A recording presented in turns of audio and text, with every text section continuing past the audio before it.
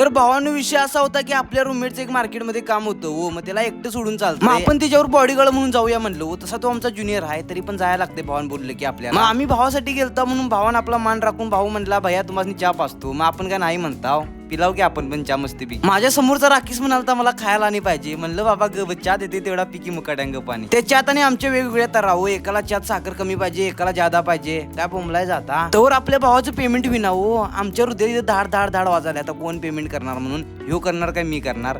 तर झालं बाबा नशिबान, मग काय विषय नव्हता. मग चहा पिलो आपल्याला टेलरकडे जायचं होतं, भावाचं काहीतरी शिवायचं होतं, आता काय शिवून घेतोय काय माहित. मग शिलाईवाल्याचं दुकान हुडकच तो आमासनी काम फुटला हो, कधी येते म्हणलं भावाचं दुकान आता काय माहित. मग थोड्या वेळानंतर नशिबान आमासनी दुकान गावलं हो त्याचं, खरं आमची सप्पाई खरडा झालती हो, ते दुकान पण बंद होतं. आता काय बोंबलायचं म्हणलं चला पण. मग आता एवढ्याला मला म्हणलं पोटाला जरा केळी घेऊया हो मस्तपैकी खायला, रात्रीची भूक लागते.